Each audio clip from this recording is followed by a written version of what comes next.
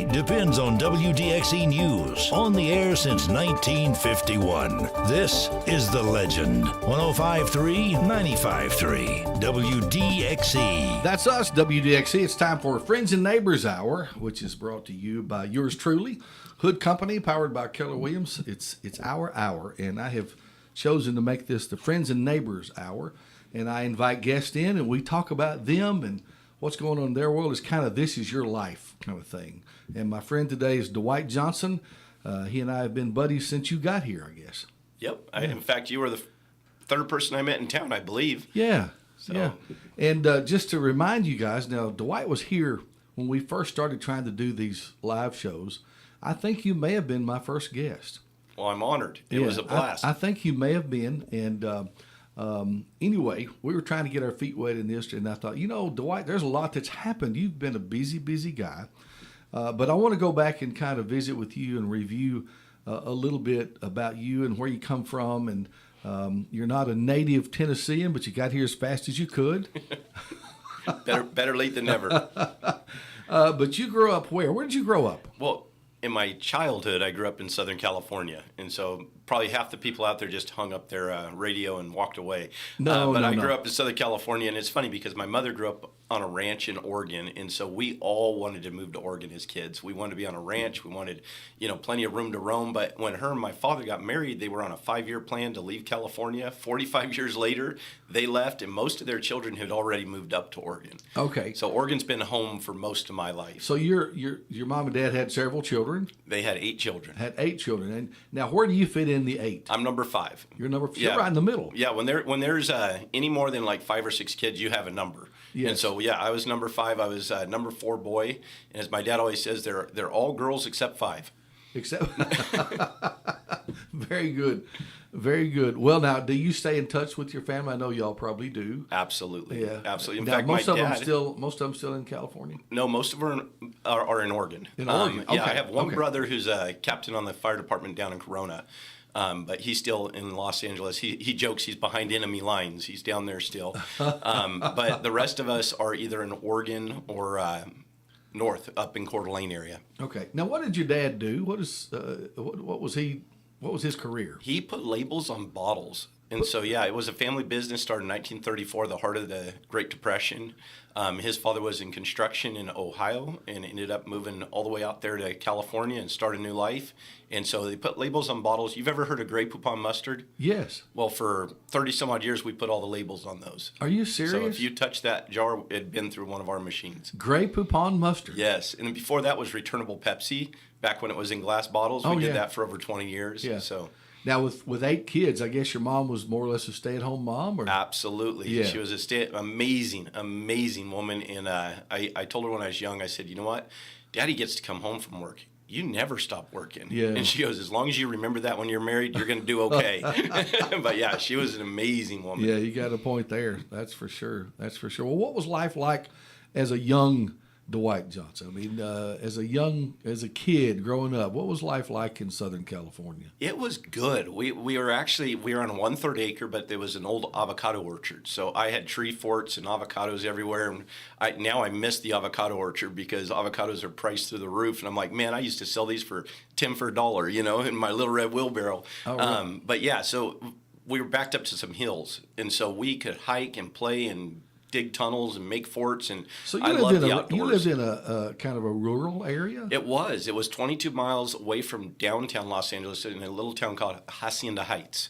But we were backed up to some hills, and those hills have now, been developed, a lot of them, and they've done different things up there. But it was all vacant land when I was a child. So I felt like I kind of had a country upbringing, and I did not like being in the classroom. Like any healthy male, I did not like the classroom. I wanted to be outdoors exploring and figuring things out. And later, I look back on life and I go, if they would have been giving everybody labels, I would have been probably hyperactive and, dyslexic and all those things. I think you're still hyperactive. Listen, we've gotten to know each other over the past, year maybe? Yeah, a little over a year. It's almost been 2 years now. It's almost been 2 years. Wow. Yep. I've decided you're hyperactive. Hey, I have claimed that title. I'm okay with it. You're okay with it. I call it healthy adult male syndrome. Well, one of my first encounters with you guys, as you may remember, we were looking at a big farm over in Giles County. Yes. You remember? And we had talked on the phone. You were coming. We were going to meet up there, and when you showed up in a big, huge RV, and it was like a clown car. There were kids coming out in every direction. You and your wife were there, and there was just kids everywhere. And before I knew it, they were all up trees and everything else. And so, how many children? We have 10 children, 10 and and I knew that. only one door in the motorhome, so that's why they use the windows and everything Yeah, else. they just coming out everywhere.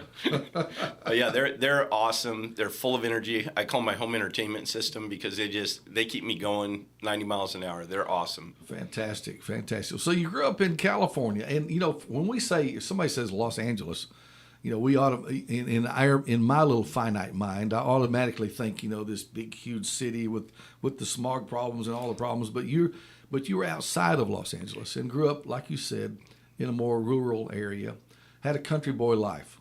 Yeah, I mean it was city but country, and one of the things I wanted was a whole lot less people. I think California, the reason why everybody moved there is the weather's incredible. Yeah. The soil, you can grow anything. I mean, just very fertile. Yes. Fertile area.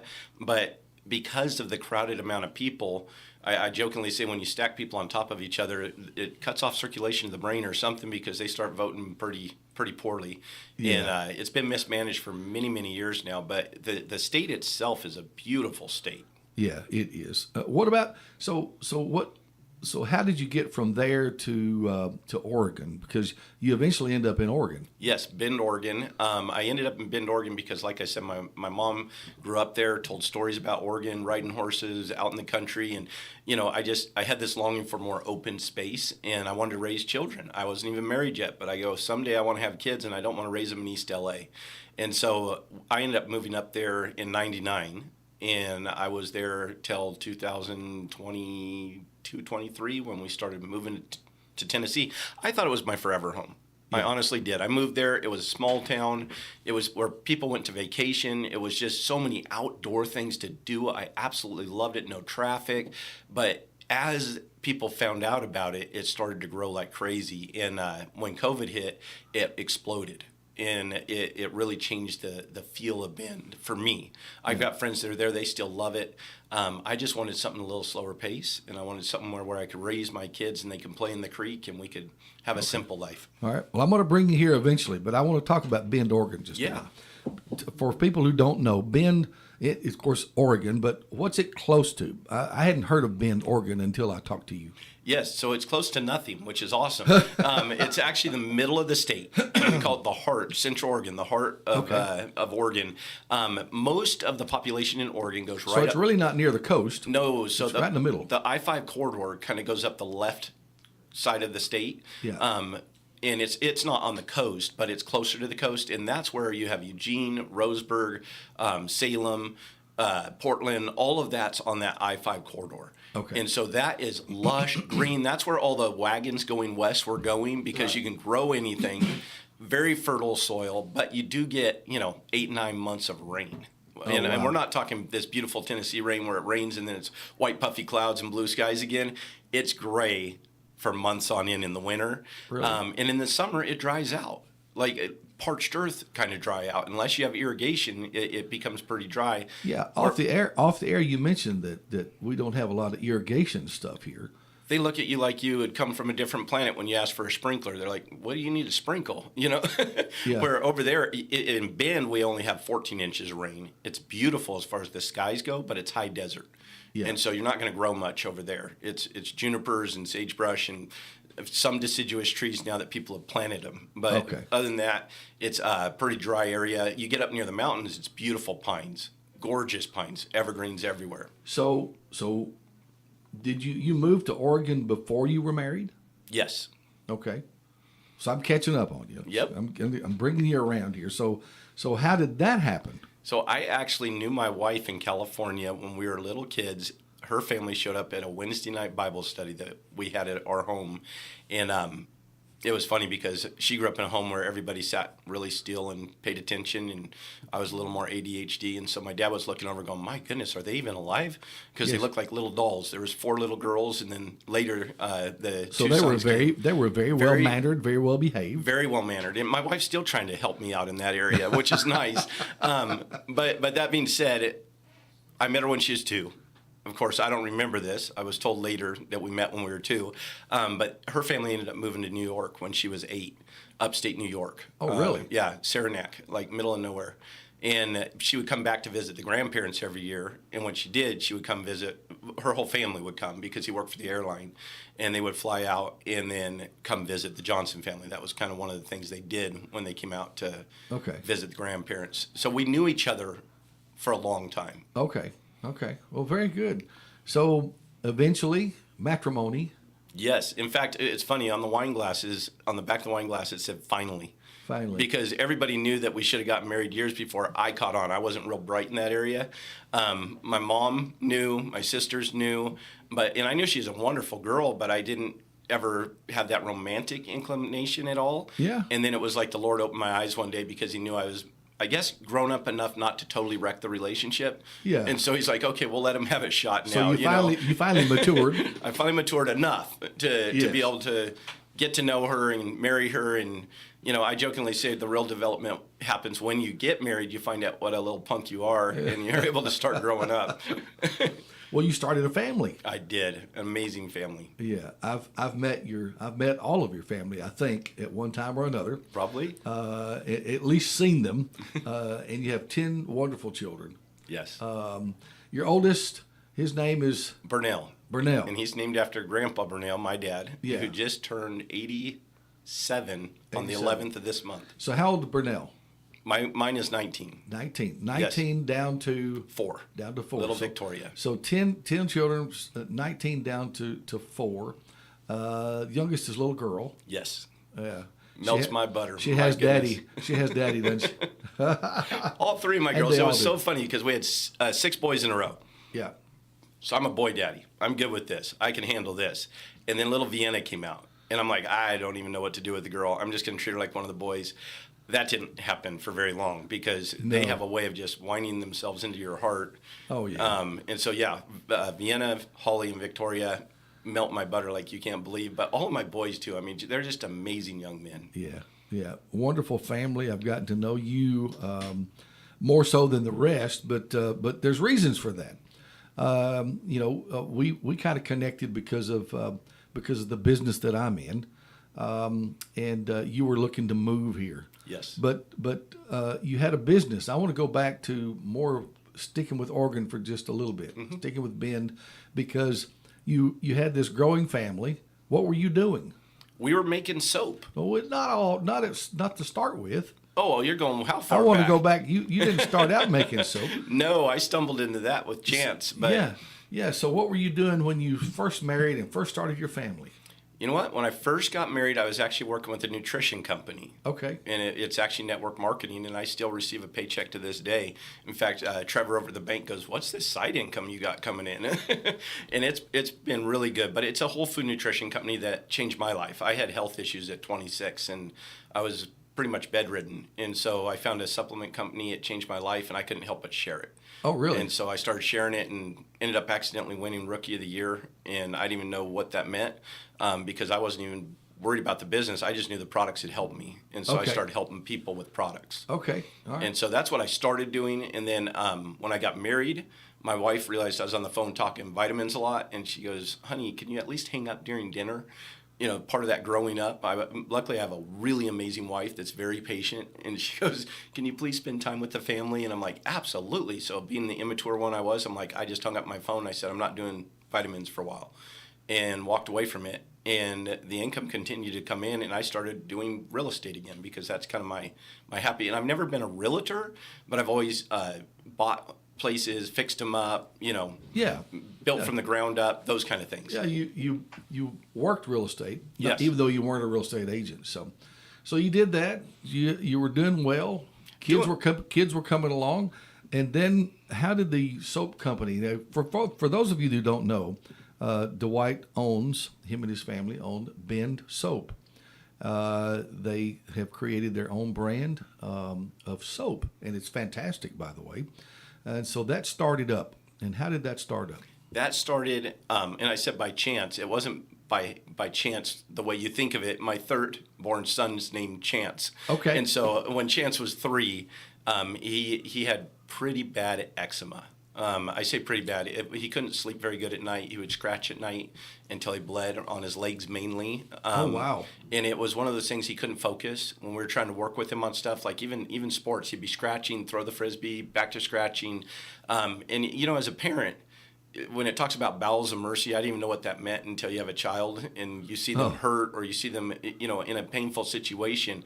I couldn't stand it. We'd seen dermatologists. They put topical steroids or creams, and I go, I don't want that on my 3-year-old. Like, that's not good. It thins the skin. It causes other health issues. So I kind of became a nerd, and I just started researching what helps eczema.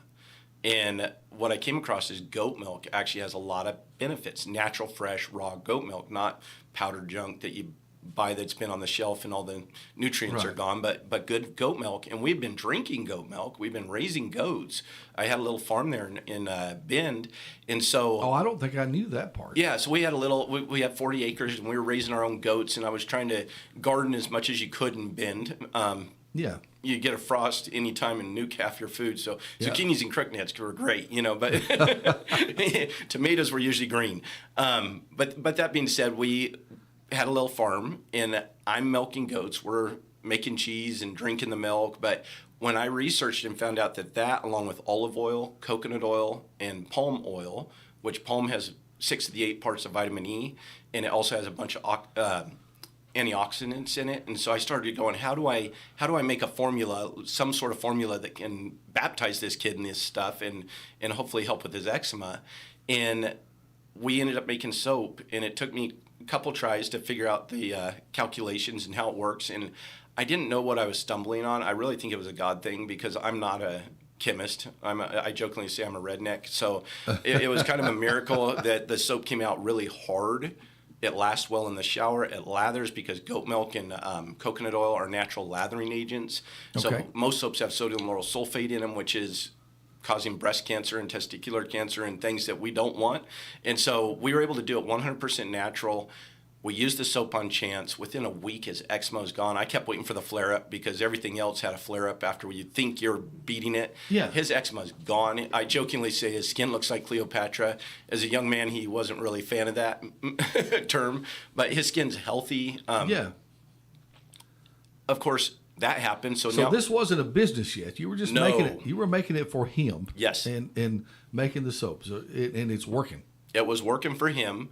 And, I didn't tell you I was doing the real estate, but I also started a little window washing business because I am ADD. Started a little window washing business. Doesn't surprise me that you found something else to do. Well, there's a lot of young men that need to work. And I'm like, you know what? Let's do window washing. I knew how to do it. So I started hiring my friends around me, and we built this little window washing company. We had about 500, 600 customers that we were servicing. And so I just decided to give them, well, first it was the ladies at the bank. They asked me what I was doing. I said, I'm making soap, and they laughed at me. And so I gave them some, and then they stopped laughing. And they started asking for more soap because they said it was the best soap they've ever used. And I'm like, well, maybe we're onto something. And so I gave it to all my window washing customers as a, hey, thanks for using us. And we give them a bar of soap. And they started hunting me down, saying, where do I get this? I want to buy it. And so that's when we started making it to sell. And Jeff, I'm making this over at my father-in-law's house when he's out of town. I'm cutting it on my kitchen counter with a full-on knife. So each bar is a different size, and I'm like, I don't know how to sell it. Like I'm just making it for fun. And the gal at the bank bought 20 bars from me. That was my first customer. And she was the one who labeled them, put ribbons, did all that because I'm not labeling anything. I'm just making soap.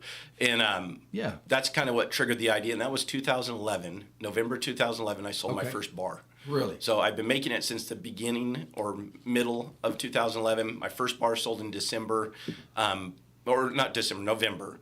And by December, we had started Ben Soap Company. And I was actually going to call it Baby Bottom Soap Company because you'll be clean as a baby's bottom and you'll smell better too. Okay. And my mom goes, no. Not doing that. Not doing that. We women think of baby bottoms. We think of rashes. We think of a lot of other, it's not a pretty picture. So don't do that. Yeah. Good advice. Yes, Mama knows best. That's good advice. So you decided on Bend as the name, which is named after the town that we were in. We're in Bend, Oregon, so we said, hey, let's just do Bend Soap Company. And that's what we started with, and it's still Bend Soap Company, although the joke in Bend right now is, oh, yeah, Bend Soap Company, the one that's made in Tennessee. Yes, that's okay. Because we just moved production back actually this year. Shipping, we moved back last year, and then production, we moved back this year. Yeah, so and for people who don't know it, a lot of our locals will know this. The old Bob Surplus building here in town is where you guys have landed. You purchased that property along with the property out in front there of the Bob Surplus building, and you've began moving your operation here, as well as your family. Yes, and that was, I've always wanted to get back here to Tennessee for shipping was my thought, but as Oregon shifted in a different direction than what we enjoyed as a family, I started thinking more, well, maybe this could be a part-time residence. And what's funny is now that we've landed here in Tennessee, we love it. I mean, I have family in Bend, and I have some obligations out there, so I will be going back for about a month this year. But originally it was going to be, here for, 6 months, 7 months back there. And as I've sunk roots into this place, Tennessee has a way of just grabbing a hold of your heart and hugging you. Yeah, of course, we don't know anything different, or I don't. We've lived here our entire lives, or I have, and a lot of us natives have. And we don't realize how good we've got it sometimes. Well, and it's funny because the number one question I got when I moved here was, why Lawrenceburg? Yeah. From the locals. And I'm like, what, you don't like your town? And they're like, no, we love it, but why out of all the places? Well, that's a curious question because people do want to know, how did you land? How did you find Lawrenceburg? What was it about here that said, hey, let's go try there? It's one of those things, I think it's a God thing again, because it wasn't on my radar. Yeah. Lawrenceburg isn't on a lot of people's radars starting out. It was Nashville, Knoxville. I didn't want to be in Chattanooga. I didn't think it's too close to Atlanta. I'm like, no, I want smaller town. So I was looking in the suburbs around those areas, looking out within 20, 30 minutes, which Nashville is 20, 30 minutes in every direction now. I mean, you say you're from Murfreesboro, you're from Nashville. I mean, it's just kind of expanded. And I started looking, about 6, 7 years ago. Right. And things were different then. So glad I didn't end up. I was going to end up in Gallatin or Hendersonville, north of Nashville. I have a cousin up there. He's an amazing guy. He works with me in the nutrition business. I would have loved to have been near him. But as I started looking at warehouses, the prices of housing for my employees was going to be outrageous. And I go, part of the reason I want to move back here with my team is to have a quality of life that they can afford. Sure. And so I was actually going down to Columbia to look at a building. And I was looking at a building in Columbia, and I was actually going to David Ray. I don't know if you Ray's Market. Yeah. Out west of town. Out west of town. They carried our soap. Yeah. And I had flown into Nashville with my son Chance. Yeah. And we were looking around, and I realized I didn't have a bar soap. And I always carry Bend soap. I don't travel without it. Yeah. So it's my shampoo, it's my shaving cream, it's everything. Yeah. And so I'm like, I need a bar of soap. And I asked Chance if he had it, and he looked in his bag. He's like, I forgot it too. We left in a hurry. So I found on our website where somebody sold it, and it was Ray's Market. So I was going to run down for a bar of soap. And that's a bit of a drive. But I'm like, you know what? I'm heading down there to get a bar of soap. I'm heading that way. And so thank you, David Ray. He's out there. He helped get me down here. But I was in Columbia. I called on a building, but actually closer to Spring Hill area. And our Honorable Blake Lay was the realtor. Yeah. And Blake was so hospitable, ended up inviting me down. He told me what the building cost, and I kind of chuckled. I said, I make soap. I don't make gold bars. That's out of my price range. Right. And he goes, have you ever thought of Lawrenceburg? Yeah. I said, I'm actually driving through Lawrenceburg in the next 20 minutes. He goes, come to my office. So he immediately calls up Ryan Egley, has him meet me over there. And I'm leaving Oregon where, one building I'm in is in eminent domain.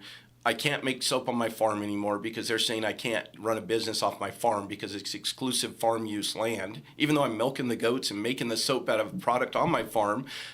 So I'm kind of in a weird environment over there for business. And I asked them, do you want me to leave the state? And they said, well, we really don't care because we like tourism. And we want tourism to come here and everybody else can leave. And I thought that's kind of inhospitable. Oh, wow. But I talked to Blake, and he's welcoming. He's like, hey, we'll help you wherever we can. We're looking for, family businesses that are going to bring jobs to the area, Sure. Tax revenue, all those things that we need as a town. And Sure. he said, your business, he goes, we don't need a monster to take over the town. We just want a lot of family businesses to bring Sure. good paying jobs with a good culture, good environment. And I'm like, these guys are speaking my language. Yeah. And so I got fired up and I said, well, let's look around. And they actually were the ones who found or mentioned Bob's Wholesale. Right. And you were the listing agent back when it was listed. So Right. Blake called you up and said, hey, make a phone call, see if we can get this building up and running again. And you called up Eddie, and Eddie said, yeah, I'm still willing to sell. And the rest is history. Fantastic. Yeah, that's the way it fell out. And we were excited about it. And, of course, it was a great deal for me just to help put that together along with Blake. And then I got to know you. And you decided that, hey, you know what? We may want to look for a place here. Mm-hmm. And we found a nice place. Well, the first time my wife drove up Main Street, it was funny because I didn't know if she'd want to come to such a small town, quote unquote. Yeah. And we drove up Main Street and we drove around a little bit, and it was in the kind of the winter, fall. Yeah. So a lot of the trees had already lost their leaves. Right. And I'm thinking, well, it's not the prettiest time of year. No, spring's beautiful. Everything's green. And I'm like, well, it's not the prettiest time. And she just looks over at me and goes, I want to move. And I looked at her like, you're joking, right? I didn't know if she would want to move or not. Yeah. She goes, it reminds me of upstate New York, but I don't get 7 months of winter, you know? Yes. She goes, I love it. The deciduous trees, everything about it. She goes, I am sold. Let's find a place. So we end up finding a place with a creek, backed up Yes. to Davy Crockett Park. Yep. Absolutely gorgeous place, and you were very instrumental in helping that deal come to fruition. We made it happen, and that was awesome. Well, the other thing that's come to pass, you guys have now it took a while to get the business up and the transition of manufacturing soap to here. Yes, Got that was finally a process. done. Got a process. It was about a year and a half in the making, and there were a lot of things that need to be done to the building to kind of bring it up to speed because it had been used kind of as a warehouse for staging. And so we've turned it into a wonderful little operation now. You go inside that building, you wouldn't recognize it from what it was.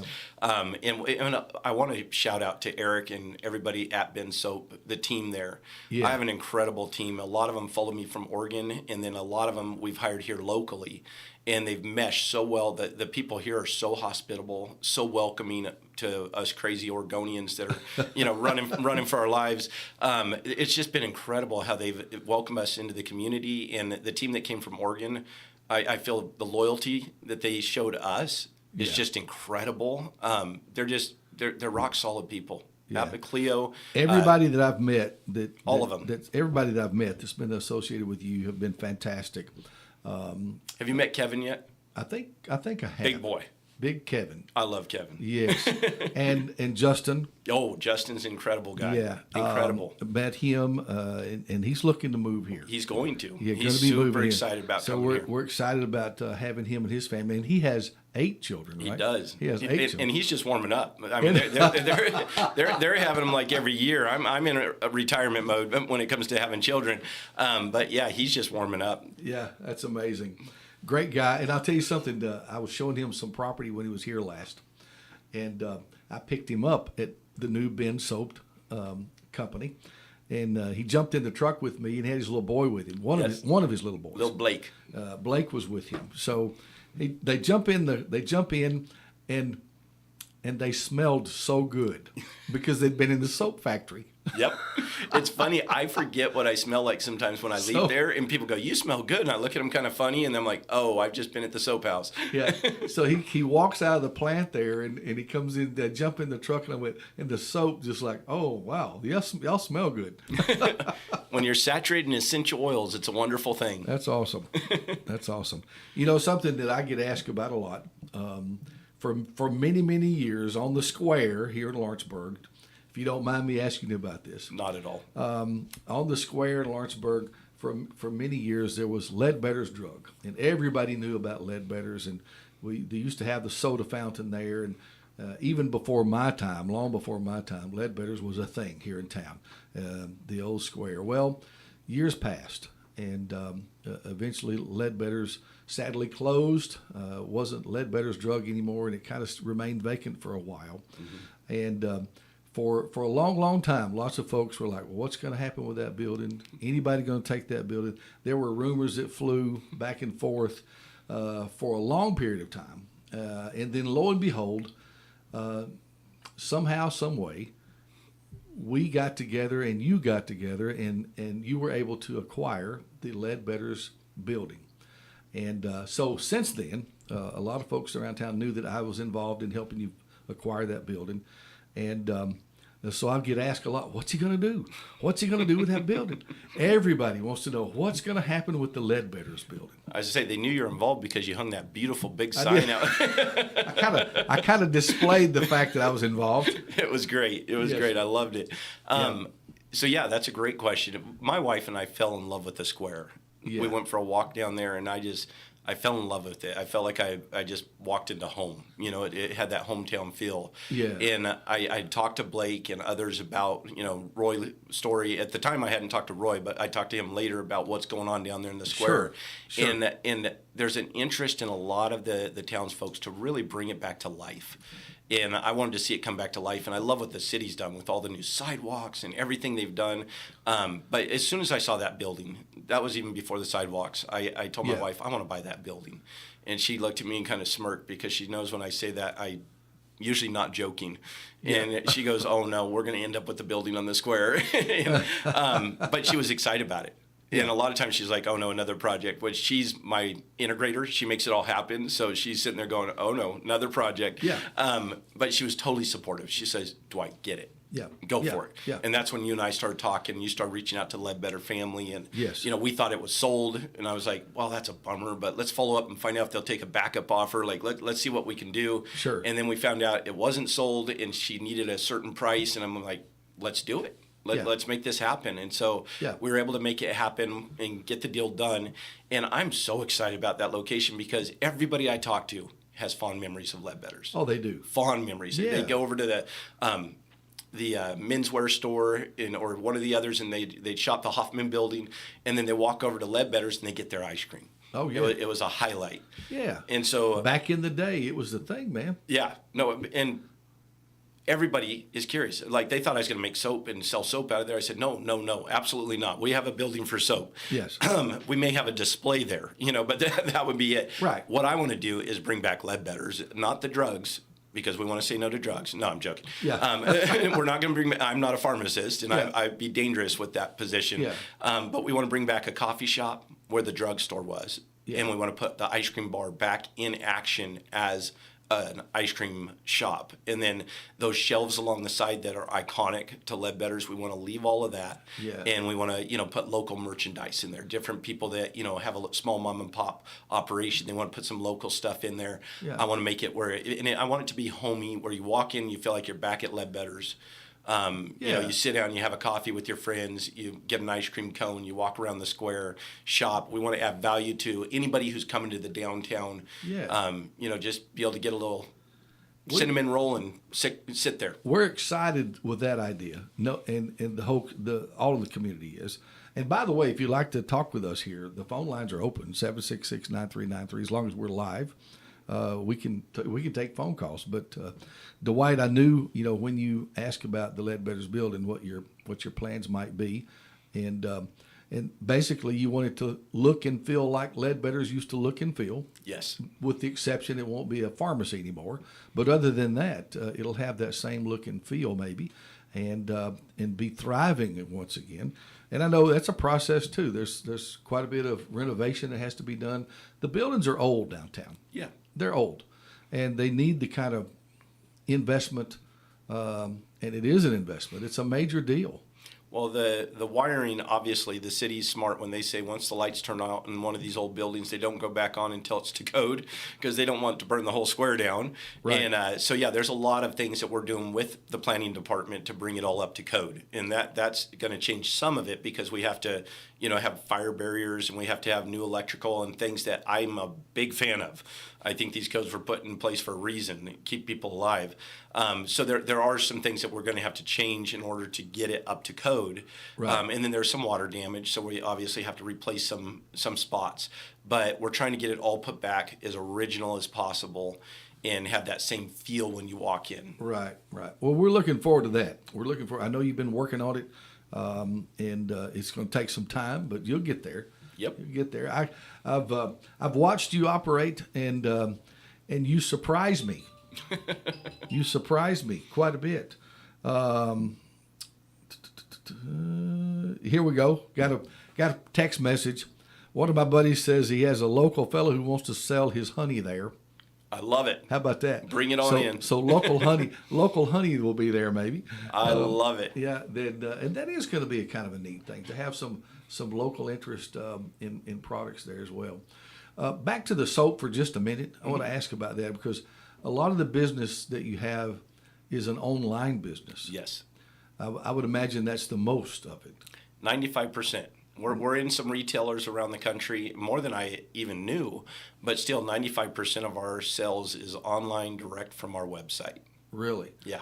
But you will have places, and even here at some point, where you could actually just walk in and buy the soap. Yeah. Is it Needle and Thread right there in the square? They have a little display of our products there. Everett's place.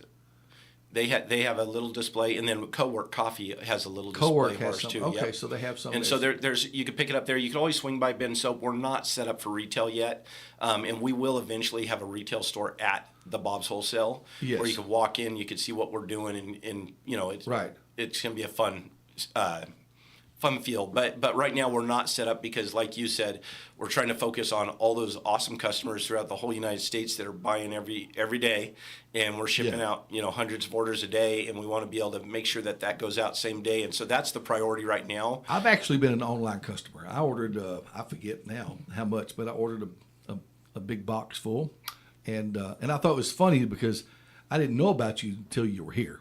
Okay. So you were here, and I'm like, well, they just make it right over there, but I'm gonna go ahead and order some anyway. I kept crossing my mind. I'm thinking, well, I wonder if they'll just somebody from there will go, oh, this is a Lawrenceburg address. I'll just take it to him. Just deliver it. Just deliver it. But no, it has to go through the channels. It does. Yeah, it has to go through the channels. So you guys are shipping out of here too, right? Yes. So we're originally shipping out of that front building just to get shipping up and running. And then once we got the Bob's Wholesale up and running where it was weather tight and we had the right power and gas and water and all of that, then we went ahead and moved everything up to the upper building. All right. Now, where are you getting your goat's milk? Right now, we're getting it still from two sources. Well, I say two locations. We have a local farmer, two farmers that are working with us, and they're scaling their herds in order to be our sole suppliers here locally. Okay. Really good people. Really love the relationship we have with them.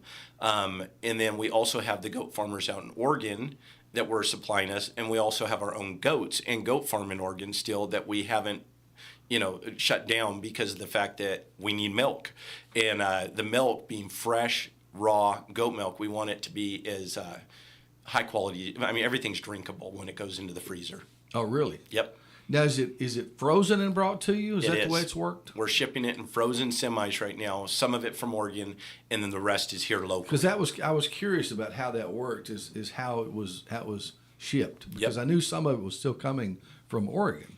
But some of it's local as well. Yes, a lot of it local. Probably about 50% now is local. Okay, but now is the plan eventually to have it all local? Absolutely. Shipping milk across country is not cost effective. I was going to say that's got to add to operation costs. It does. That comes right out of the back pocket. But Wow. but it's something that we won't ever jip on is having fresh goat milk.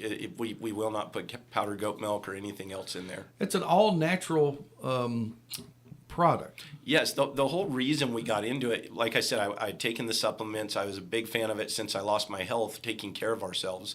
And what I realized is we're putting 15, 20 chemicals every time we rub soap on us or shampoo or shaving cream. And when you look at our skincare, last time the soap laws were updated was like 1904.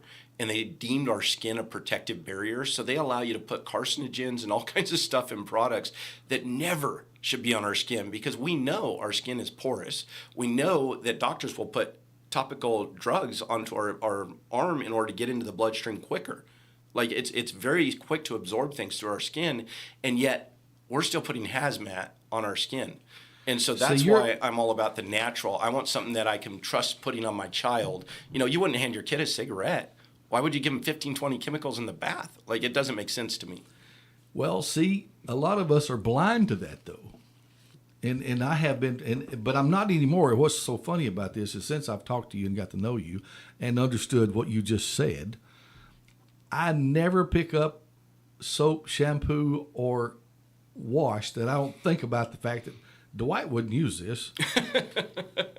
And my rule is, if I can't put it on my kids, I'm not going to sell it. Wow. Anyway, I think about it, and I'm like, but we like our perfumed soaps. We do, and we could hide a lot of things under the word perfume. Yes. That's the thing is I look at what they call perfume nowadays, and I'm like, my goodness, I wouldn't give this to somebody I disliked immensely. You know, it's pretty rough. Well, I am no expert in this whatsoever. I know you have done a lot of research, obviously, with skin and skincare, soaps, chemicals, that kind of stuff. And I didn't mean to go off into this area, but it just happened to cross my mind.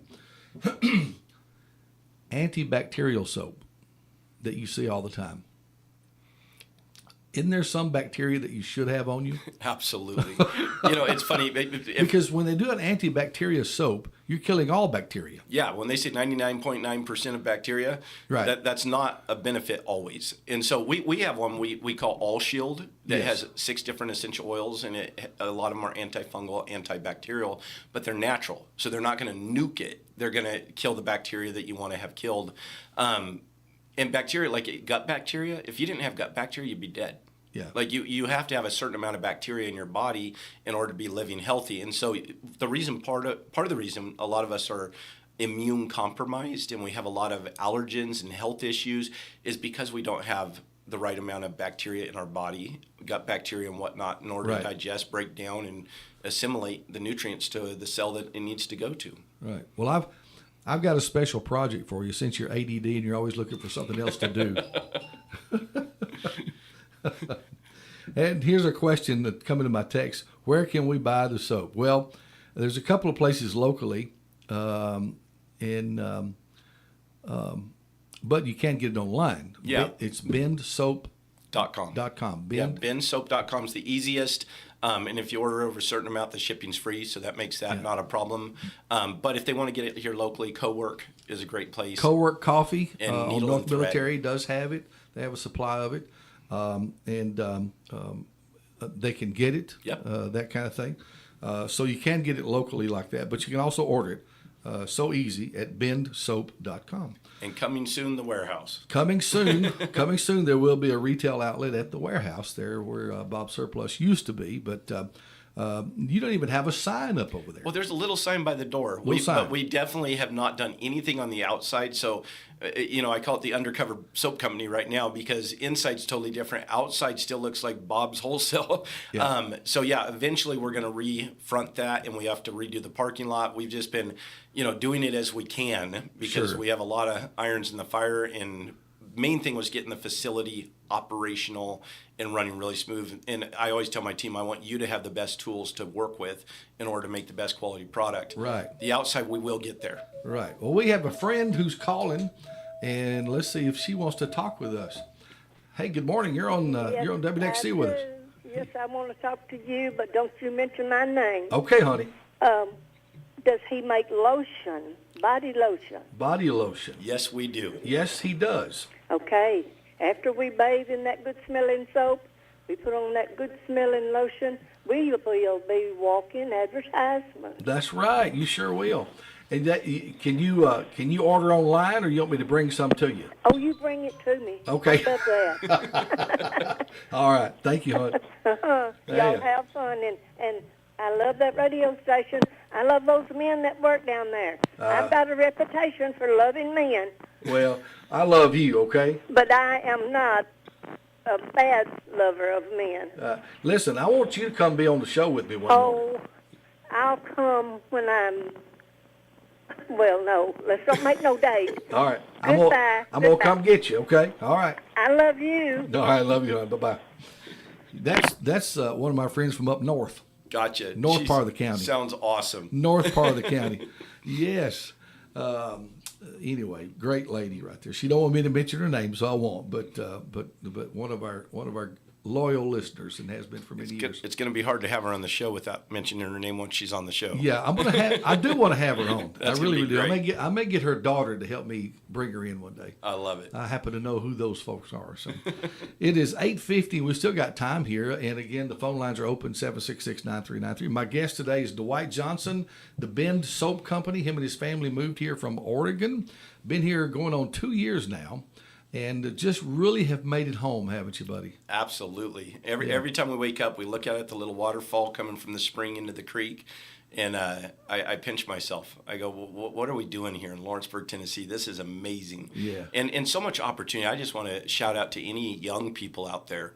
This town, I hear people all the time, oh, well, there's no opportunity or there's nothing to do. This town's changing. It's changing fast in a good way. In a good way. Yeah, because I was talking to Blake the other day. Yeah. We're going to have pickleball courts, tennis court. I mean, what we're doing, it's amazing. I can't wait. I want to play pickleball. Mm-hmm. Hey, good morning. You're on WDXE with us. I know. Better turn your radio down.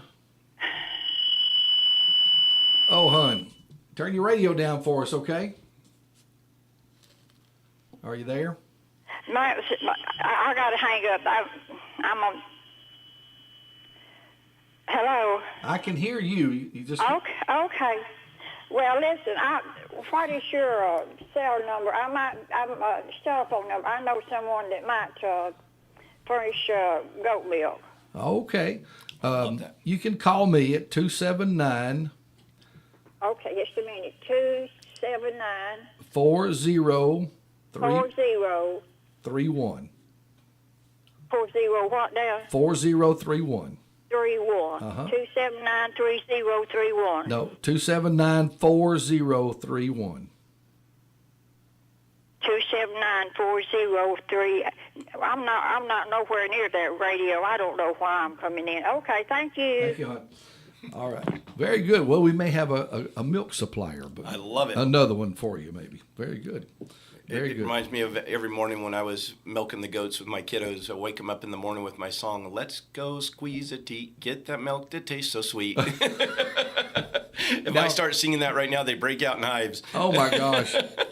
Now I was going to ask you about your kids. You got the 19-year-old, which is your oldest. Yes.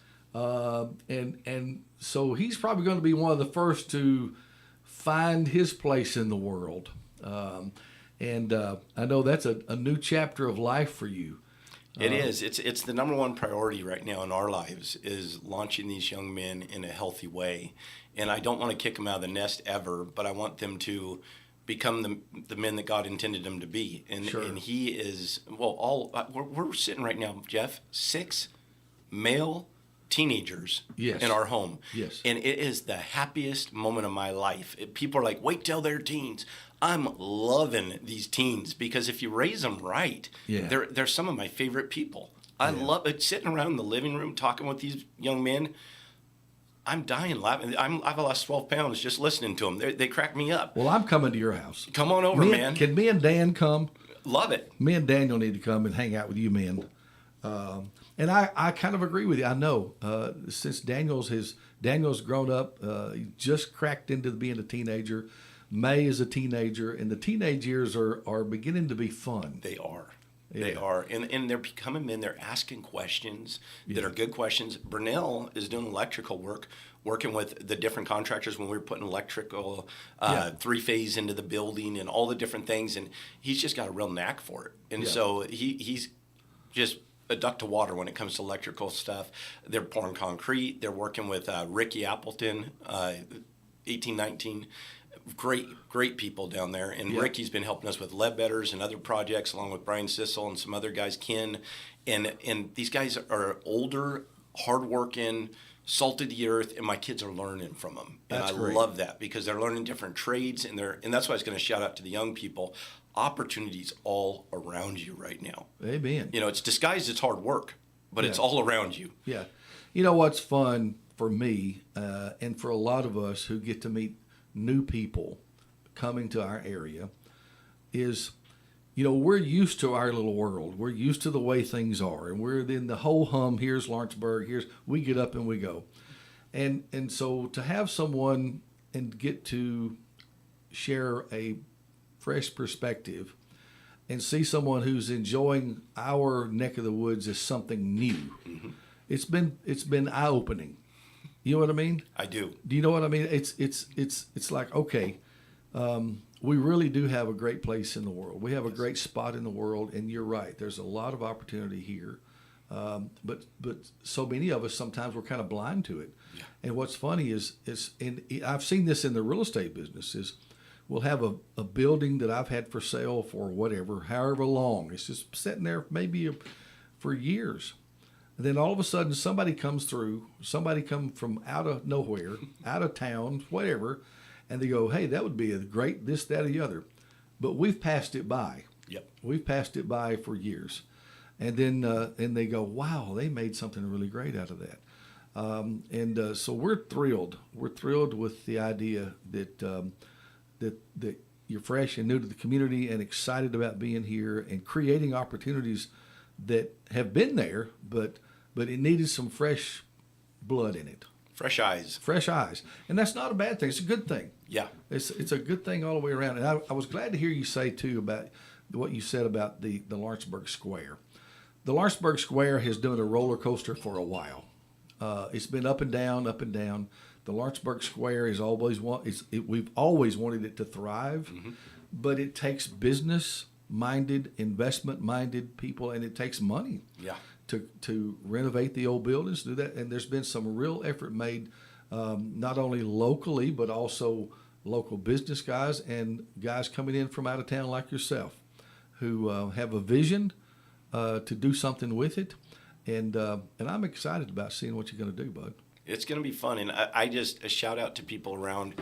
When I moved to Redmond, I was looking at residential properties, and I didn't realize what value there was all around us, and what you're talking, the dilapidated old buildings, because 10 years from now, those are going to be really in demand. Yeah, absolutely. But right now, people see them as they're old, they're whatever. And you're right, it takes blood, sweat, and tears. Yes, you got to roll up your sleeves and get dirty, and dump money into it. But you got to believe in what the community is.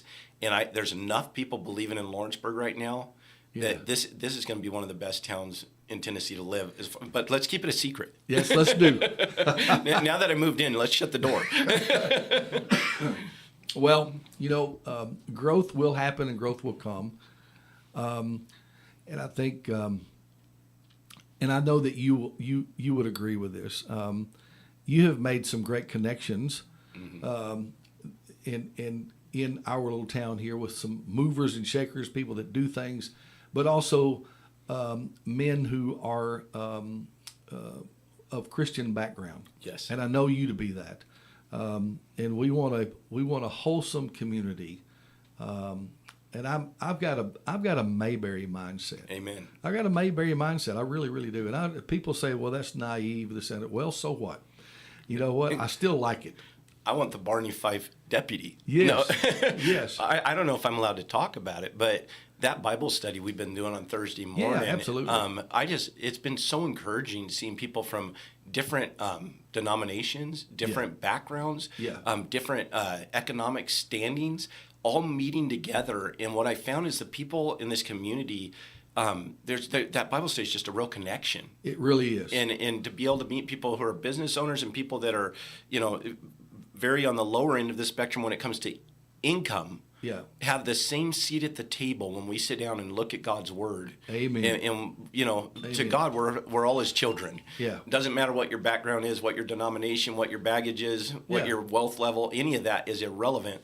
And it's just that Bible study has been such an encouragement to be able to connect with the Rick Lannings and all the different people that are just amazing. Yeah, we've had, and just to fill you in, so for folks that know, Bill Adams was here with me yesterday. Love that guy. And Bill and Rick and a handful of guys that I've been privileged to be a part of as well. We get together on Thursday mornings for a little, and it's been anywhere from a handful to several dozen, I guess, that share a little word share a little word with God's word, share a little bit of concerns, pray with each other, that kind of thing. It's been awesome. Yes. And we'll meet tomorrow. We will. Well, we've run out of time. Hey, you and I could talk all day, and we got more to talk about when we get off the air. So sounds good. But Dwight Johnson, everybody, him and his sweet family have moved to Lawrenceburg. Been here a couple of years now. Been a process. Moved his company here, Bend Soap. They're manufacturing soap here now in Lawrenceburg at the old Bob Surplus building, employing several people. Got the Ledbetter's project up and running. The bait shop, if you need fresh bait. That's right. The bait shop. I forgot about the bait Brian shop. Stinnet's an amazing guy over there. I forgot about the bait shop. You bought the bait shop there west of town, and redoing that. Got that up and running. Who's running it for you? Brian Stinnett. He's a friend of mine for 20 years. Just an awesome guy. Yeah. Awesome guy. Yeah. And we have plans for that corner that's going to spruce it up quite a bit. Homer's living there for a little while longer, and then once he moves down to the lake house, we're going to go ahead and go in there and have some fun. Good deal. Dwight, thanks for being with me this morning. We run over, but that's okay. God bless you, buddy. I'll talk to you again. See you, man. Thank you. A lot of pain. Things were coming through the ceiling, water everywhere, people crying. He was one